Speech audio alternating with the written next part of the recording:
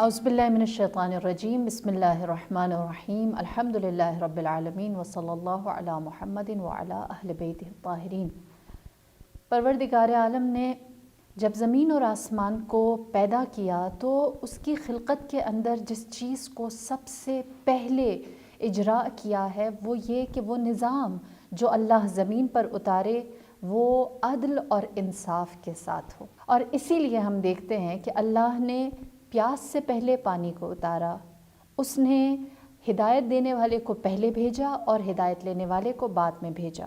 وہ ذات ایسی ہے کہ جس نے اپنی عدالت کو برقرار رکھنے کے لیے پہلے ماں کے سینے میں دودھ کو اتارا اور پھر بچے کے شکم میں بھوک کو اتارا ہے۔ لہٰذا زمین اور آسمان کی خلقت میں اور اس پورے نظام کہکشاں میں ہم جہاں پر بھی دیکھیں ہمیں اللہ کا انصاف، اللہ کا عدل اور وہ بہترین نظام خلقت کے اندر نظر آتا ہے۔ اور جب خلقت کے اندر نظر آتا ہے تو محال ہے کہ اللہ جو ضابطۂ حیات اپنے بندوں کو دے اس کے اندر عدالت نہ ہو یا اس کا فقدان پایا جائے، یا پھر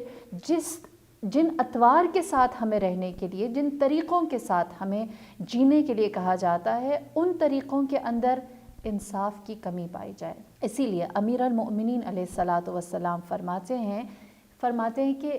دین جو ہے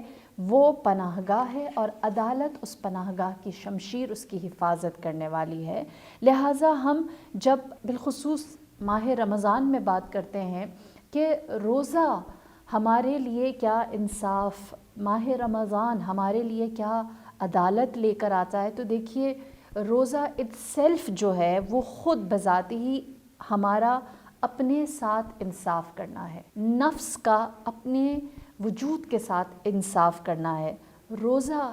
ایک مسلمان کا اپنی عبادات کے ساتھ انصاف کرنا ہے۔ اور اگر ہم اس کو دیکھیں کہ یہ عملی طور پر کس طرح سے کام کرتا ہے تو امام جعفر صادق علیہ الصلاۃ والسلام فرماتے ہیں کہ روزہ اپنے پیچھے حکمت کو بطور ارث چھوڑ دیتا ہے، اور حکمت معرفت کو بطور ارث چھوڑ دیتا ہے، اور معرفت یقین کو بطور ارث چھوڑ دیتا ہے۔ اور جب روزہ دار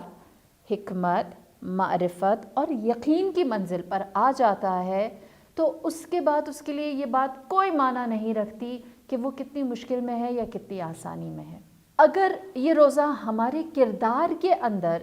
یقین و معرفت و حکمت نہ لائے تو پھر ہم نے اول تو روزے کے ساتھ انصاف نہ کیا، اور اگر ہم نے اس عبادت کے ساتھ انصاف کر لیا اور اس سے ہمارے کردار، ہمارے اطوار، ہمارے اخلاق، ہماری اپروچ کے اندر کوئی تبدیلی آ رہی ہے، ہماری معرفت میں اضافہ، ہمیں حکمت زیادہ مل رہی ہے، ہمارا یقین بڑھ رہا ہے، تو اس کے بعد کیا ہوتا ہے؟ اس کے بعد انسان بہت ساری چیزوں سے آگے نکل جاتا ہے، اور وہ یقین چاہے جس طرح آپ نے بارہا سن رکھا ہوگا حضرت نوح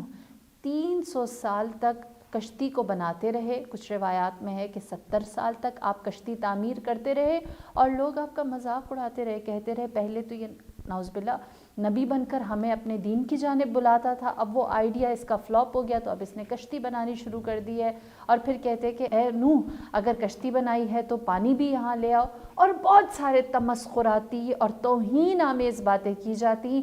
لیکن یقین کی منزل تھی کہ حضرت نوح کشتی بناتے رہے۔ بس اگر ہم اللہ کی عدالت میں سب سے پہلے داخل ہونا چاہتے ہیں تو دیکھیے یہاں ایک چیز کو ہمیں بہت واضح طور پر سمجھنا ہوگا کہ ہم اللہ کی ذات سے عدالت کا تو سوال کر ہی نہیں سکتے۔ کیوں نہیں کر سکتے؟ دعائے جوشن کبیر جو ہم انشاءاللہ ایام شبہ قدر میں اس کی تلاوت کریں گے، ہم خدا کے اوصاف کو یاد کرتے ہیں تو خدا کو پکارتے ہوئے کیا کہتے ہیں؟ یا من لا یرجا الا فضلہ ولا یخاف الا عدلہ، اے وہ جس سے کوئی امید نہیں سوائے اس کے کہ اس کا فضل ہمیں اپنے اندر لے لے، اور وہ جس سے کوئی خوف نہیں سوائے اس کے کہ وہ ہمارے ساتھ عدل کرے۔ کوئی چیز اللہ سے توقع نہیں کی جا سکتی سوائے فضل کے، اور اللہ کی کسی چیز سے نہیں ڈرا جا سکتا سوائے اس کی عدالت کے۔ ہم اللہ سے عدالت نہیں مانگ سکتے، کیوں؟ کیونکہ اللہ نے ہمیں حیات دی ہے، اللہ نے ہمیں کل نعمات دی ہیں، وہ ہمارا رب، ہمارا پالنے والا ہے، اور جب وہ پالنے والا ہے ہماری ہر چیز، ہماری جان، ہماری سانسوں، ہماری ہر نعمت، ہر ایون مصیبت کا بھی وہ مالک ہے، تو اگر وہ مالک ہو اور پھر اس کے بعد ہم اس سے کہیں کہ بینگ مالک اب ہمارے ساتھ انصاف کر، تو ہم نے اللہ کے لیے کیا کیا ہے؟ ہم کس بنیاد پر اپنے حق کو اس کے اوپر ثابت کر سکتے ہیں؟ لہٰذا ہم اللہ سے کہتے ہیں پروردگار ہمارے ساتھ انصاف نہ کرنا، ہمارے اوپر فضل رکھنا، کیونکہ تجھے دینے کے لیے ہمارے پاس کچھ ہے ہی نہیں، جو کچھ ہمارے پاس ہے وہ تو سب تیرا دیا ہے، وہ سب تیرا فضل ہے، وہ تیرا احسان ہے، تیری عطا ہے، تجھ سے ہی تو لے کر ہم نے اپنے پاس رکھا تھا۔ اسی لیے کہتے ہیں حضرت ایوب جب آزمائشات سے گزرے اور گزرنے کے بعد پروردگار عالم نے ان کو ان کی ساری نعمات واپس دے دیں اور انہوں نے اللہ کا شکر کیا، تو آپ نے فرمایا کہ اے ایوب تمہیں جو شکر دیا جا رہا ہے، کرنے کا موقع دیا جا رہا ہے، یہ موقع بھی، یہ توفیق بھی تمہیں کس نے دی؟ تو حضرت ایوب نے فرمایا شکر ہے خدا کا کہ ہمیں شکر کرنے کا بھی موقع ملتا ہے۔ تو ہمارے پاس تو شکر جو ہم ادا کرتے ہیں اللہ کا، وہ بھی ہمارا نہیں ہے، وہ بھی اللہ کی جانب سے۔ تو ہم کیا چیز ان ریٹرن اللہ کو دے کر اللہ سے کہیں کہ ہمارے ساتھ عدالت کر، ہمارے ساتھ انصاف کر؟ ہم اللہ کے ساتھ کبھی بھی انصاف کا سوال نہیں رکھ سکتے۔ ہم اللہ سے فضل مانگ سکتے ہیں، اللہ سے کرم مانگ سکتے ہیں، اس سے بخشش مانگ سکتے ہیں، اس کی رحمت کی متلاشی ہو سکتے ہیں، اس سے اس کی بزرگواری اور اس کی قدرت کی پناہ میں جا سکتے ہیں۔ لیکن ہم اس سے یہ سوال کریں کہ وہ ہمیں ہمارے اعمال کے مطابق دے، تو اللہ نے جو ہمیں دیا ہے وہ بہت زیادہ ہے، اور جو ہم نے عمل کیا ہے وہ ہیچ حقیر اور صفر ہے۔ لہٰذا ہم کبھی بھی اللہ کے سامنے عدالت کا دعویٰ نہیں کر سکتے، انصاف کا دعویٰ نہیں کر سکتے، اور انصاف پھر باقی رہ جاتا ہے وہ عمل جو مخلوق کا مخلوق کے ساتھ ہے، بندے کا بندے کے ساتھ ہے، جو میرا آپ کے ساتھ اور آپ کا میرے ساتھ ہے۔ ہم ایک دوسرے کے ساتھ انصاف کرنے والے بنے، ہم ایک دوسرے کے لیے منصف بنے۔ اور جب ہم انصاف کی بات کرتے ہیں تو امیر المومنین کا اتنا پیارا فرمان ہے، آپ فرماتے ہیں کہ العدل افضل من الشجاع، عدالت کرنا شجاع دلیر ہونے سے زیادہ فضیلت والی صفت ہے۔ کیوں؟ کیونکہ اگر عدالت کریں، سب کے ساتھ انصاف ہوگا، تو شجاعت خود بخود ختم ہو جائے گی، شجاعت کی ضرورت ہی نہیں رہے گی۔ اگر ہر ایک کو بغیر کسی آرگیومنٹ کے اس کا حق مل رہا ہے، تو بات کسی ڈیبیٹ، کسی آرگیومنٹ، کسی لڑائی جھگڑے، کسی تو تڑاں تک جائے گی ہی نہیں، اور کسی کو اپنی قدرت، اپنی طاقت، اپنی شجاعت، اپنی دلیری دکھانی ہی نہیں پڑے گی، معاملات خود ہی سنور جائیں گے۔ اور پھر اس کے بعد فرماتے ہیں العدل افضل من الشجاع، عدالت جو ہے وہ شجاعت سے زیادہ افضل ہے۔ کیوں؟ کیونکہ جو عدالت ہے وہ انسان کرتا ہے اپنے دوستوں کے ساتھ، اور جب دشمن پر آتا ہے تو اس وقت اس کے ساتھ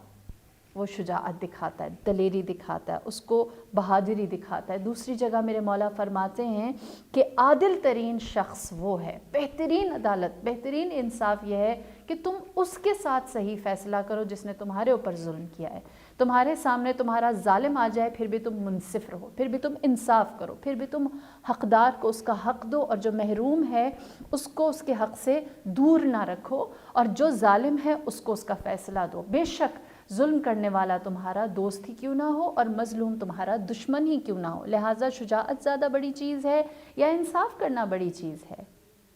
اور جو شجاعت والی صفت ہے، بہادری اور دلیری جو ہے، یہ ہمیشہ دشمن کے خلاف استعمال کی جاتی ہے، جبکہ دشمن کے خلاف انصاف کو استعمال کرنا بڑی بات ہے۔ جس طرح رسول اللہ جب فتح مکہ کے وقت مکے میں داخل ہوئے ہیں تو آپ نے لوگوں کے اوپر اپنی شجاعت، اپنی بہادری جو دکھائی ہے وہ یہ ہے کہ آپ نے بخشش عام کر دی، اس کے ساتھ آپ نے عفو و بخشش کو رکھا جو ظالم تھا، جس نے آپ کے اوپر ظلم کیا تھا، جو آپ کو سب سے زیادہ آپ پر ستم کرنے والا تھا۔ اور اسی لیے نبی کریم فرماتے ہیں اذا حکموا بغیر عدل ارتفعت البرکات، اگر کوئی انسان بغیر عدالت کے لوگوں کے اوپر، بغیر انصاف کے لوگوں کے ساتھ معاملات کرے تو اللہ اس سے تمام برکات کو اٹھا لیتا ہے۔ ماہ رمضان اللہ برکات دے رہا ہے، ہماری حرص، ہماری طمع، ہمارا لالچ ہماری سب سے افضل ترین صفت کو ہم سے دور کر سکتی ہے، اور اگر یہی صفت، ایک صفت عدالت اور انصاف کی، اگر یہ انصاف کرنے کی ایک صفت ہمارے اندر آ جائے تو یہ برکات کو ہماری زندگی کے اندر لے کر آتی ہے۔ جو اپنے معاملات میں عدل اور انصاف نہیں کر سکا، اس کے لیے چاہے جتنی ہی نیکیاں کیوں نہ ہوں، زندگی بے برکت ہے، اور جس نے انصاف کیا اس کی زندگی برکت سے بھر جائے گی۔ یہی وجہ ہے کہ امیر المؤمنین نے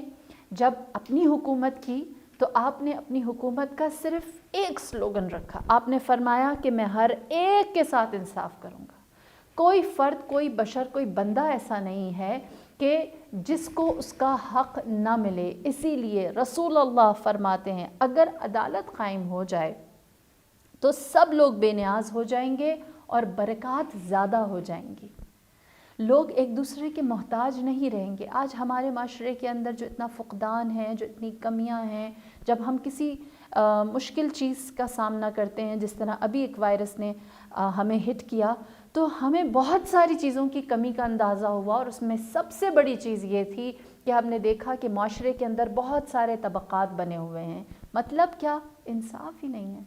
ہر ایک کو، ہر حقدار کو اس کا حق نہیں مل رہا، اور پھر ہمارے اندر یہ طلب پیدا ہوتی ہے، ہمارے اندر یہ تڑپ پیدا ہوتی ہے کہ ہمارے درمیان کوئی ایسا ہو جو سب کو ایک نظر سے دیکھے، جو امیر و غریب کا، جو ناتوان اور توانا کا، جو طاقتور اور کمزور کا فرق نہ رکھے، بلکہ جو جتنی سٹرگل کر رہا ہے اس کو اس کی اپنی کوشش کے حساب سے جزا ملے۔ جس طرح اللہ ہر ایک کو اس کی کوشش کے مطابق جزا دیتا ہے، ویسا بھی دنیا میں وہی الہی نظام ہو۔ تو میرے مولا رسول اللہ فرماتے ہیں کہ پروردگار عالم میرے فرزندان میں سے ایک فرزند کو بھیجے گا جو زمین کو عدل اور انصاف سے اس طرح سے بھر دے گا جیسے وہ ظلم و جور سے بھری ہوئی تھی۔ پروردگار عالم ہمارا اختتام، یا یوں کہیں کہ وہ دنیا جو اس نے بنائی، 1,24,000 انبیاء، 13 معصومین بھیجے،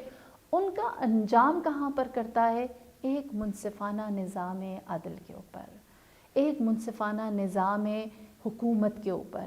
ایک ایسا سسٹم جس میں زمین عدل اور انصاف سے بھری ہوئی ہو، محرومی نہ ہو، نیاز مندی نہ ہو، جس میں تفرقات ختم کر دیے جائیں۔ اور اسی لیے اس نے تاریخ میں، آپ قرآن میں دیکھیے کہ اللہ نے بار بار ان کا تذکرہ کیا ہے کہ جنہوں نے ظلم کیا، جنہوں نے انصاف نہ کیا، اور انصاف نہ کرنے کے نتیجے میں چاہے وہ فرعون جیسا ہی کیوں نہ ہو، اس فرعون کی حکومت کو جو خدائی کا دعویٰ کرتا تھا، اس کی حکومت کو بھی اللہ نے ایسا زوال پذیر کیا کہ وہ خدا ہوتے ہوئے بھی غرق ہو گیا۔ جب ہم اس انصاف کی بات کرتے ہیں تو دیکھیے اس کی 3 چیزیں۔ ایک انصاف ہے جو انسان اپنے ساتھ کرے، جس طرح ہم دعائے کمیل میں پڑھتے ہیں، میرے مولا ارشاد فرماتے ہیں ظلمت نفسی وتجرأت بجہلی، اے پروردگار ہم نے اپنے ساتھ انصاف نہ کیا، ہم نے اپنے ہی اوپر ظلم کر لیا، اپنے اوپر، اپنے ساتھ ناانصافی کیا ہے، اپنے اوپر ظلم کس طرح سے ہوتا ہے۔ اللہ نے انسان کو بہترین پیکر بنایا، اس کو سوچنے سمجھنے کی صلاحیت دی، اللہ نے اس کو اشرف المخلوق بنایا، لیکن اس نے حیوانوں والی صفات کو اپنا لیا۔ جس طرح ایک حیوان اپنے پیٹ کی بھوک کو مارنے کے لیے دوسرے حیوان کو کھا جاتا ہے، اسی طرح اس نے اپنی شہوات کے لیے، انسان نے اپنی شہوات کے لیے کسی دوسرے کے حق کو مار لیا۔ یہ انسانی صفات نہیں ہے، یہ حیوانی صفات ہیں، اور ہر وہ حیوانی صفت جو انسان کو، انسان یعنی بطور اشرف المخلوق اس مقام سے کم کر دیتی ہے، تو وہ انسان خود ایک سٹیپ نیچے آتا ہے تو وہ اپنے اوپر ظلم کرتا ہے۔ اسی لیے کہتے ہیں کہ سب سے بڑا ظلم انسان کا یہ ہے کہ وہ گناہ کرتا ہے، گناہ سب سے بڑا ظلم ہے انسان کا اپنے ساتھ۔ اسی لیے کہتے ہیں کہ روزہ جو ہے، ماہ رمضان جو ہے، یہ بہترین انصاف ہے انسان کا اپنے جسم کے ساتھ، انسان کا اپنے نظم و ضبط کے ساتھ، کہ اس کے اوقات کار، اس کا سونا جاگنا نماز کے مطابق، نماز کے نظم کے ساتھ چلتا ہے۔ اور نماز کا جو نظم ہے وہ کیسے چلتا ہے؟ وہ سورج کے اتار چڑھاؤ سے۔ تو اللہ نے پوری دنیا کو ایک خوبصورت نظام کے تحت رکھا ہے، لہٰذا رمضان جو ہے وہ انسان کو اپنی ذات کے ساتھ انصاف کرنا سکھاتا ہے۔ دوسرا جو انصاف ہے وہ مخلوق کا مخلوق کے ساتھ ہے، معاملات میں ہو۔ اسی لیے روایات میں کہتے ہیں کہ حدیث ہے امام جعفر صادق علیہ السلام سے، آپ فرماتے ہیں کہ قیامت کے دن جو شخص سب سے زیادہ افسوس کرے گا وہ ہوگا کہ جس نے لوگوں کے ساتھ انصاف نہیں کیا، جبکہ اس کو اللہ نے یہ اختیار دے رکھا تھا، اس کے پاس یہ اختیار تھا کہ وہ انصاف کرے، لیکن پھر بھی اس نے نہیں کیا۔ روز جزا سب سے بڑی حسرت اس کے لیے ہے جس نے اپنے آپ کو انصاف الہی سے یا مخلوقات کو عدل سے دور رکھا۔ اور تیسری چیز جو انصاف کی ہے وہ ہے کہ انسان ان لوگوں کے ساتھ انصاف کرے جو اس کے اوپر ڈیپینڈنٹ ہیں، معاملات نہیں بلکہ جو لوگ آپ کے محتاج ہیں، آپ کے ضرورت مند ہیں۔ اگر کوئی استاد ہے اور اس کے شاگرد اس کے ضرورت مند ہے، اگر کوئی ماں ہے اور اس کے بچے اس کی تربیت کے حوالے سے اس کے ضرورت مند ہے، اگر کوئی مرد ہے اور اس کے خانوادہ، اس کے اہل و عیال یا اس کے ماں باپ اس کے اوپر ڈیپینڈنٹ ہیں، اور اسی طرح کسی بھی پروفیشن، کسی بھی واک آف لائف میں کوئی بھی انسان کوئی ایسا معاملہ کرتا، کوئی کسی ایسے تعلق یا ریلیشن میں ہے، اس کے اطراف میں موجود لوگ اس کے اوپر ڈیپینڈنٹ ہیں، تو یہ وہ مقام ہے جہاں ہمیں عدالت اور انصاف کے ساتھ اپنے معاملات کو لے کر چلنا ہوگا، کیونکہ یہ انصاف اللہ کی نظر میں سب سے بہترین صفت ہے۔ اور جب ہم اپنے معاملات کو انصاف کے ساتھ لے کر آتے ہیں، عدالت کے ساتھ لے کر آتے ہیں، تو خدا ان کے اندر خیر و برکات ڈالتا ہے۔ دعا ہے میری پروردگار عالم سے کہ اس ماہ رمضان کو ماہ رمضان کو ہمارے لیے ایسا قرار دے کہ ہم اس میں اپنی ذات کے ساتھ بھی انصاف کر سکیں، اپنے اطراف میں موجود لوگوں کے ساتھ بھی انصاف کر سکیں، اور وہ جو کسی بھی حوالے سے ہمارے ضرورت مند ہیں یا ہمارے اوپر انحصار کرتے ہیں، ہم ان کے لیے بھی منصف رشتہ یا منصف فرد بن سکیں، اور خداوند کریم ہمارے اس انصاف کی بدولت ہماری زندگیوں میں، ہمارے رزق و روزی میں اپنی برکات کو فراوان رکھے، اور جب ہم اللہ کے حضور حاضر ہوں تو وہ ہمیں اپنے فضل اور اپنے کرم کے سائے میں لے لے اور ہمیں اپنے بے بہا احسان سے نواز دے۔ والسلام علیکم ورحمۃ اللہ وبرکاتہ۔